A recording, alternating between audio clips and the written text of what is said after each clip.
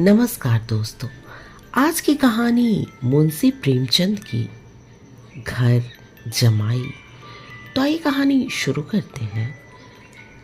हरिधन जेठ की दोपहरी में ऊख में पानी देकर आया और बाहर बैठा रहा। घर में से धुआं उठता नजर आता था। छन छन की आवाज़ भी आ रही थी। उसके दोनों साले उसके बाद आए और घर में चले गए। दोनों सालों के लड़के भी आए। वे उसी तरह अंदर दाखिल हो गए, पर हरिधन अंदर न जा सका। इधर 1 महीने से उसके साथ यहाँ जो बर्ताव हो रहा था और विशेषकर उसे जैसी फटकार सुननी पड़ी थी, वो उसके पाँव में बेड़ियाँ सी डाली हुई थी। कल उसकी सासी ने तो कहा था, मेरा जी तुमसे भर गया, मैं तुम्हारी जिंदगी भर का ठेका लिए बैठी हूँ क्या। और सबसे बढ़कर अपनी स्त्री की निठुरता ने उसके हृदय के टुकड़े कर दिए थे। वो बैठी फटकार सुनती रही, पर एक बार भी तो उसके मुंह से न निकला, अम्मा तुम क्यों इनका अपमान कर रही हो। बैठी गट गट सुनती रही।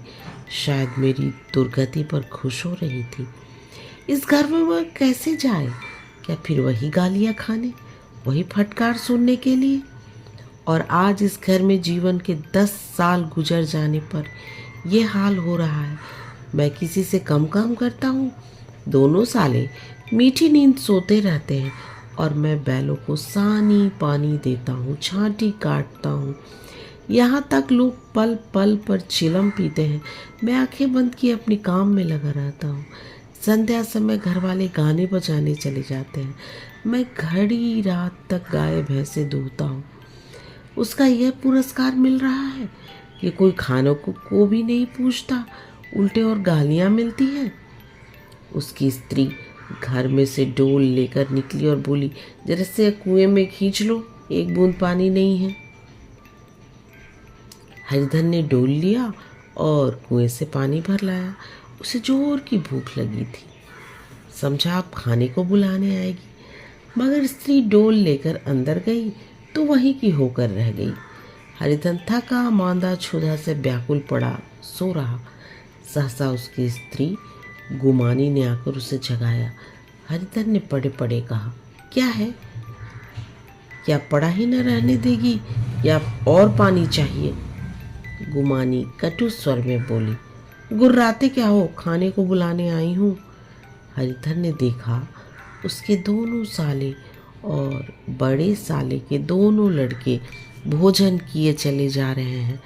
उसकी देह में आग लग गई। मेरी अब ये और नौबत पहुंच गई। इन लोगों के साथ बैठकर खा भी नहीं सकता।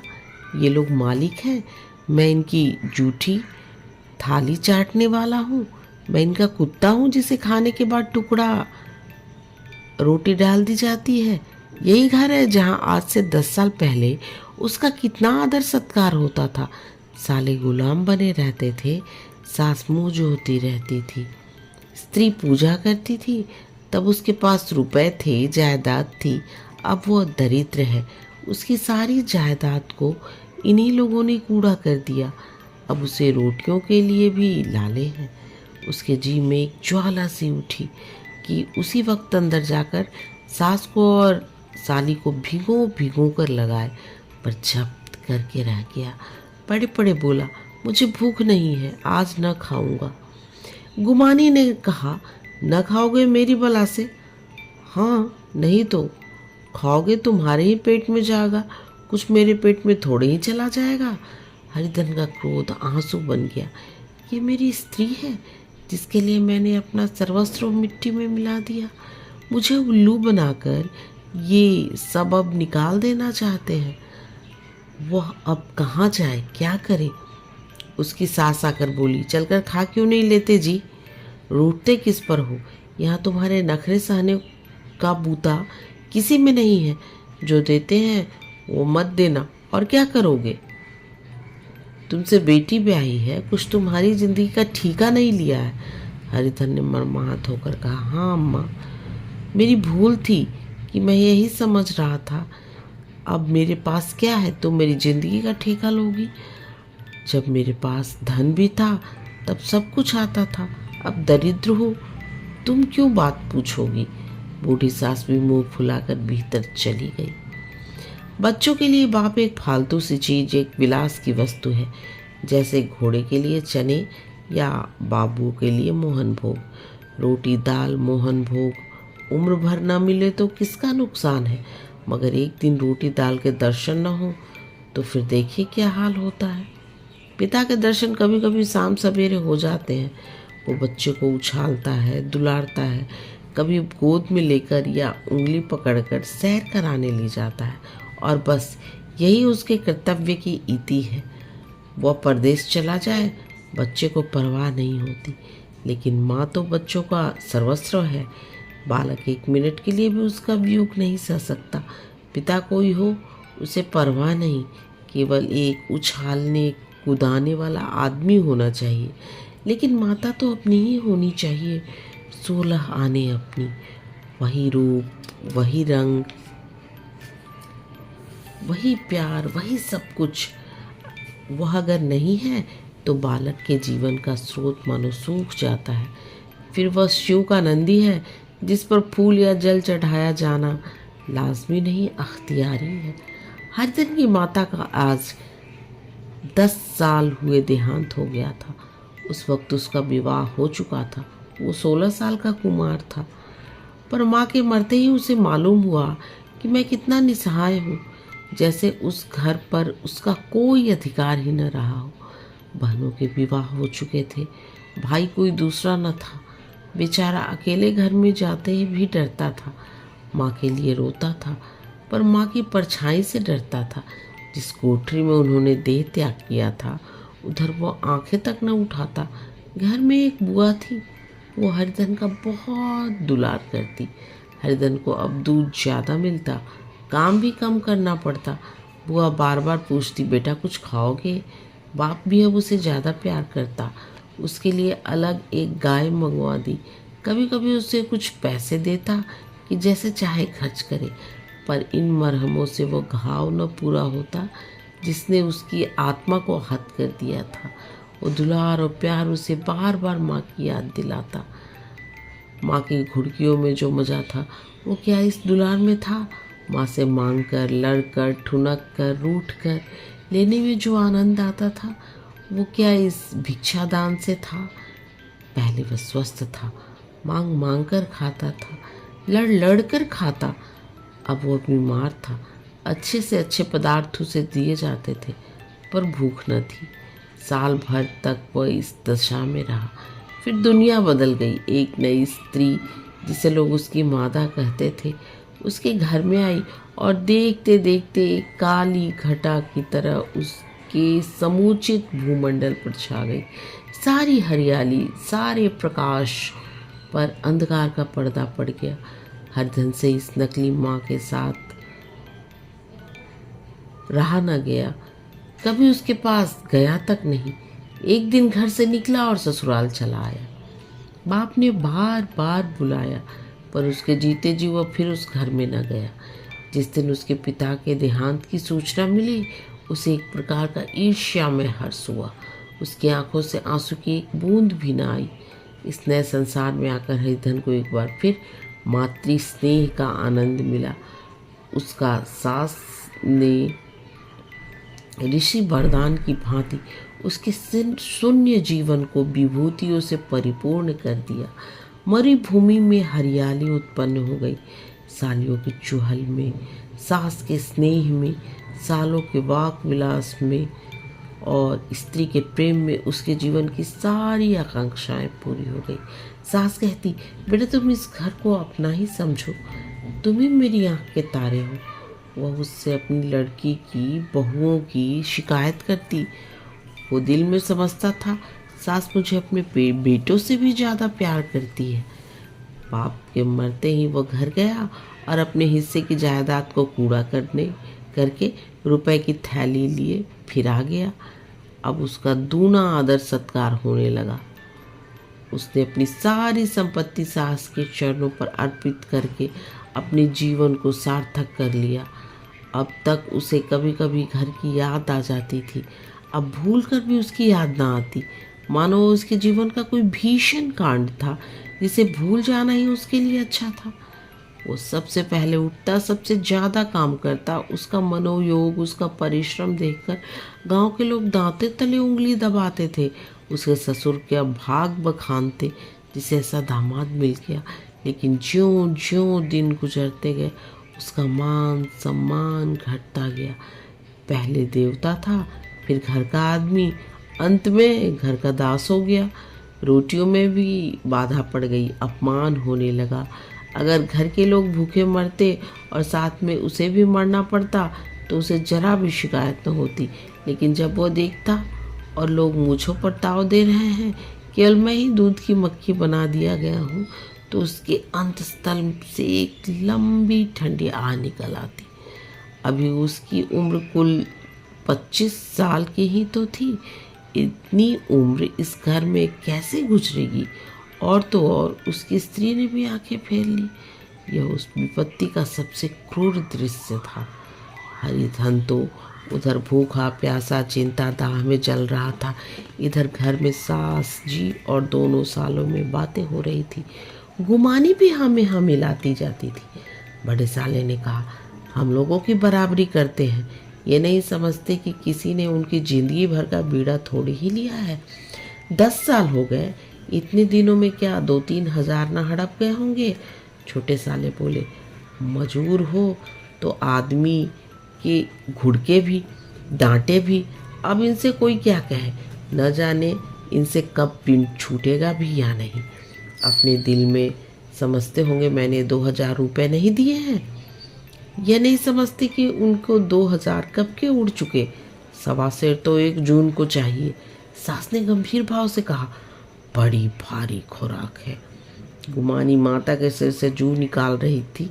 सुलगते हुए हृदय से बोली, निकम्मे आदमी को खाने के सिवा और कोई काम ही क्या रहता है। बड़े, खाने की कोई बात नहीं है, जिसको जितनी भूख हो उतना खाए, लेकिन कुछ पैदा करना चाहिए। ये नहीं समझते कि पहनोई में किसी के दिन कटे हैं।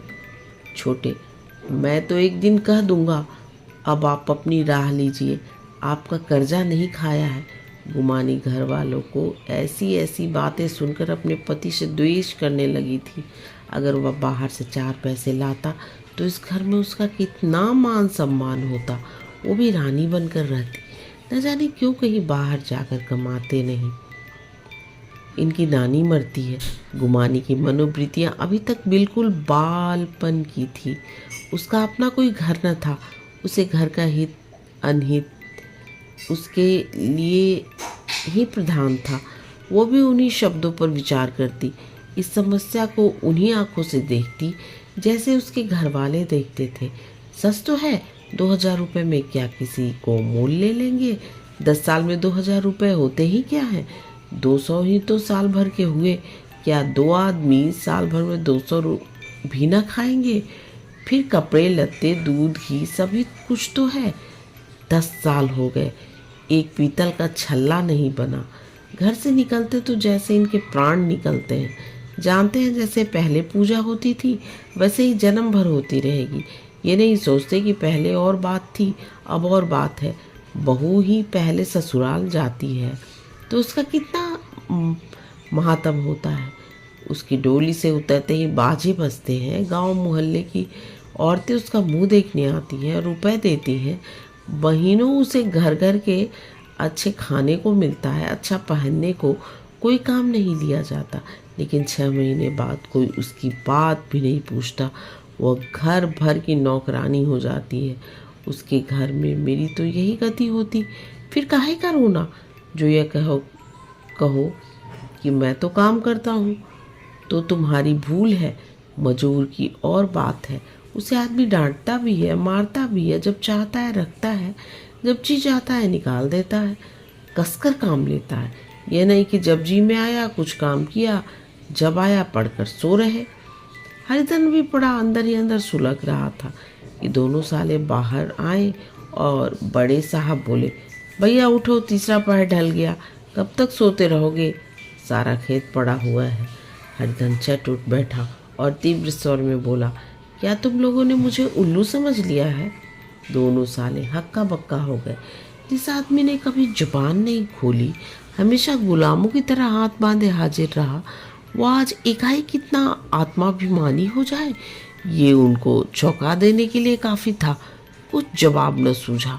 हरिधन ने देखा इन दोनों के कदम उखड़ गए हैं, तो एक धक्का और देने की प्रबल इच्छा को न रोक सका। उसी ढंग से बोला, मेरी भी आंखें हैं, अंधा नहीं हूँ, न बहरा ही हूँ। छाती फाड़कर काम करूँ और उस पर भी कुत्ता समझा जाऊँ, ऐसा गधा कहीं और होंगे। अब बड़े साले भी गरम पड़े। तुम्हें किसी के यहाँ बांध के तो नहीं रखा है? अब की हरिधन लाजवाब हुआ। कोई उपाय न सूझा। बड़े ने फिर उसी ढंग से कहा, अगर तुम ये चाहो कि उम्र भर पाहुने चले रहे और तुम्हारा वैसा ही आदर सत्कार हो, तो ये हमारे बस की बात नहीं है। हरिधन ने आंखें निकाल कर कहा, क्या मैं तुम लोगों से कम काम करता हूँ? बड़े, ये कौन कहता है? हरिधन, तो तुम्हारे घर की यही नीति है कि जो सबसे ज़्यादा काम करे वही भूखों मारा जाए? बड़े, तुम खुद खाने नहीं गए, क्या कोई तुम्हारे मुंह में कौर डाल देता? हरिधन ने होठ चबाकर कहा, मैं खुद खाने नहीं गया, कहते तुम्हें लाज नहीं आती? नहीं आई थी बहन तुम्हें बुलाने। हरिधन की आंखों में खून उतर आया, दांत पीस कर रह गया। छोटे साले ने कहा, अम्मा भी आई थी, तुमने कह दिया तुम्हें भूख नहीं है, तो क्या करती? सास भीतर से लपकी चली आ रही थी। ये बात सुनकर बोली, कितना कहकर हार गई, कोई उठे ना तो क्या करूं? हरिधन ने विष, खून और आग से भरे हुए स्वर में कहा, मैं तुम्हारे लड़कों का जूठा खाने के लिए हूँ?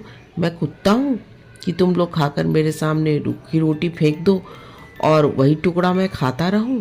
बुढ़िया ने ऐंठकर कहा, तो क्या तुम लड़कों की बराबरी करोगे? हरिधन परास्त हो गया। बुढ़िया ने एक ही वाक प्रहार से उसका काम तमाम कर दिया। उसकी तनी हुई भौएं ढीली पड़ गई, आंखों की आग बुझ गई, भड़कते हुए नथने शांत हो गए। किसी आहत मनुष्य के भांति वह जमीन पर गिर पड़ा। क्या तुम मेरे लड़कों की बराबरी करोगे?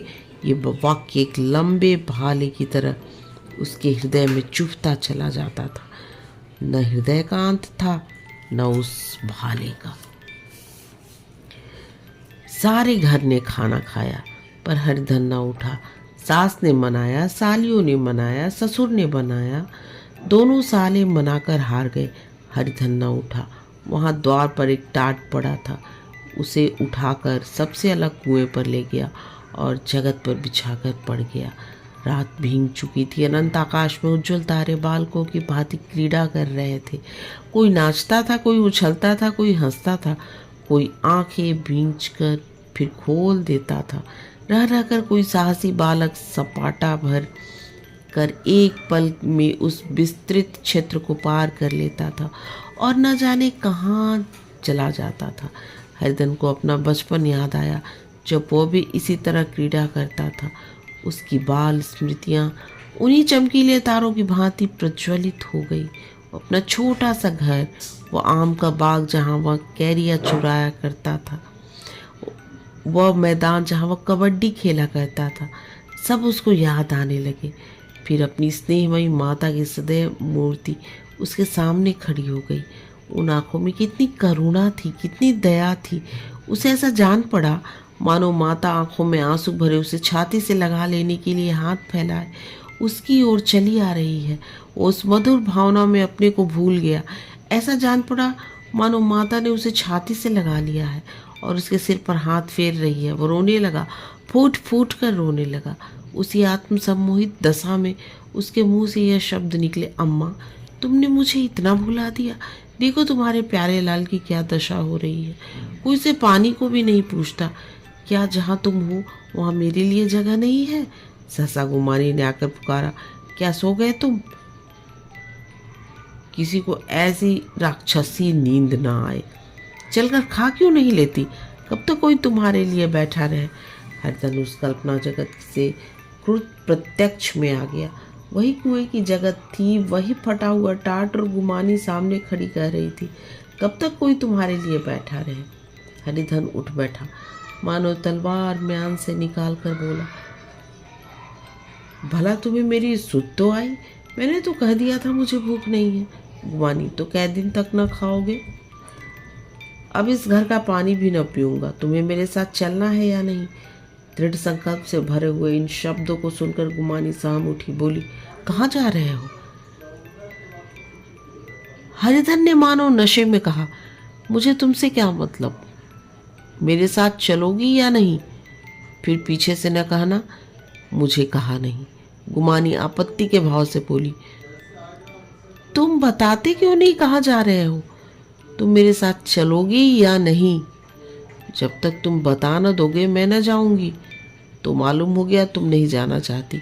मुझे इतना ही पूछना था। नहीं, अब तक मैं आधी दूर निकल गया होता। ये सुनकर उठा और अपने घर की ओर चला। गुमानी पुकारती रही, सुन लो, पर उसने फिरकर भी न देखा। 30 मील की मंजिल हरिधन ने 5 घंटों में तय की। जब वो अपने गांव की अमराइयों के सामने पहुंचा तो उसकी मातृभावना उषा की सुनहरी गोद में खेल रही थी। उन वृक्षों को देखकर उसका विह्वल हृदय नाचने लगा। मंदिर का सुनहरा कलश देखकर वह इस तरह दौड़ा मानो एक छलांग में उसके ऊपर जा पहुंचेगा। वह वेग में दौड़ा जा रहा था मानो उसकी माता गोद फैलाए उसे बुला रही हो। जब वो आमों के बाग में पहुंचा, जहां डालियों पर बैठकर वो हाथी की सवारी का आनंद पाता था, जहाँ की कच्ची बेरों और लिसोड़ों में एक स्वर्गीय स्वाद था, तो वो बैठ गया और भूमि पर सिर झुकाकर रोने लगा, मानो अपनी माता को अपनी विपत्ति कथा सुना रहा हो। वहाँ की वायु में, वहाँ की प्रकाश में मानो उसकी विराट रूपनी माता व्याप्त हो रही थी। वहाँ की अंगुल अंगुल भूमि माता के पद चिन्हों से पवित्र थी। माता के स्नेह में डूबे हुए शब्द अभी तक मानो आकाश में गूंज रहे थे। इस वायु और इस आकाश में न जाने कौन सी संजीवनी थी जिसने उसके शोकार्त हृदय को फिर बालोत्साह से भर दिया। वो एक पेड़ पर चढ़ गया और अधर से आम तोड़ तोड़ कर खाने लगा। सास से वह कठोर शब्द, स्त्री का वह निष्ठुर आघात, वो सारा अपमान उससे भूल गया। उसके पांव फूल गए थे, तलवों में जलन हो रही थी, पर इस आनंद ने उसे किसी बात का ध्यान न था। सहसा रखवाले ने पूछा, ऊपर कौन चढ़ा है? उत्तर, अभी नहीं तो ऐसा पत्थर खींचकर मारूंगा कि वहीं ठंडे हो जाओगे। उसने कई गालियां भी दी। इस फटका और इस गालियों में इस समय हरिधन को अलौकिक आनंद मिल रहा था। वह डालियों में छिप गया, कई आम काट काट नीचे गिराया और जोर से ठेठा मारकर हंसा। ऐसी उल्लास से भरी हुई हंसी उसे बहुत दिनों से न हंसी थी। रखवाले को वह हंसी परिचित मालूम हुई, मगर हरिधन यहाँ कहाँ? वह ससुराल की रोटियां तोड़ रहा है, पेड़ की डाल से तालाब में कूद पड़ता था। अब गांव में ऐसा कौन है? डांट कर बोला, वहां से बैठे बैठे हंसोगे तो आकर सारी हंसी निकाल दूंगा। सीधे उतर आओ नीचे।